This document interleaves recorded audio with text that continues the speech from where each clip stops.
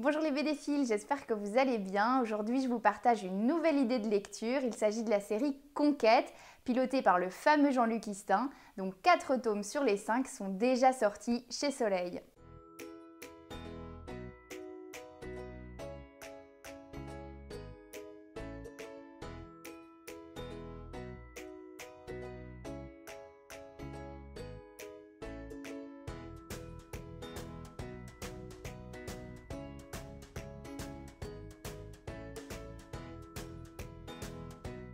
Jean-Luc Istin fait rêver les lecteurs depuis de nombreuses années grâce à ses séries à la fois fantastiques et celtiques. Le savoir aux commandes d'un nouveau projet de science-fiction était pour le moins intriguant. Son concept est simple, 5 tomes pour 5 exoplanètes. 5 tomes et autant de chances de perpétuer le genre humain, car la Terre est condamnée et l'humanité n'a d'autre choix que de se tourner vers l'espace.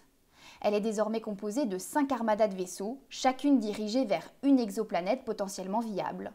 Islandia, Deluven, Decornum, Uranie et Adonai.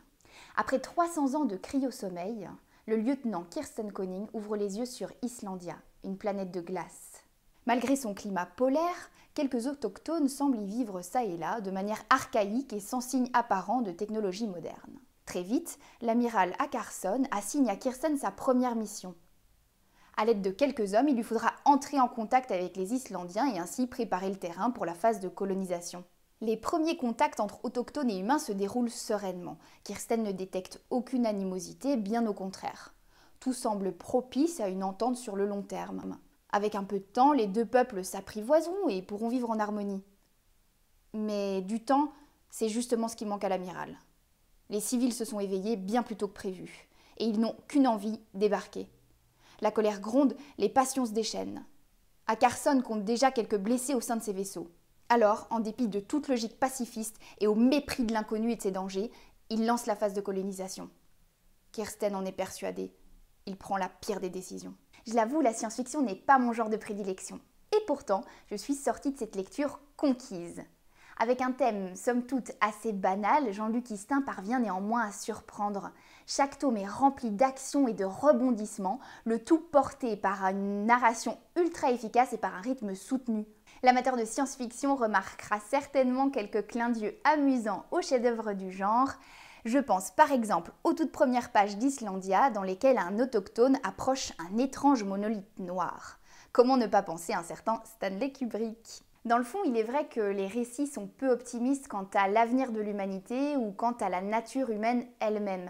Mais ils ne tombent jamais dans la culpabilisation, dans la pseudo-pédagogie ou même dans le manichéisme. L'homme n'est pas la seule espèce à annihiler l'autre pour sa propre survie, et d'ailleurs il se rendra compte, au gré de ses réussites précaires ou d'échecs misérables, que l'humanocentrisme n'a sa place que sur Terre. Une Terre qui aurait dû, qui doit, être honorée comme notre mère et notre seul avenir. En bref, Conquête est une série palpitante au dessin moderne impeccable qui ravira les amateurs du genre.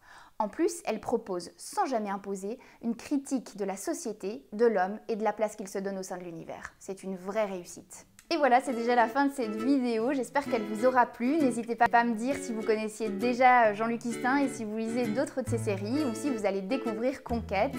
Je vous fais un gros bisou et je vous dis à très bientôt pour la prochaine vidéo.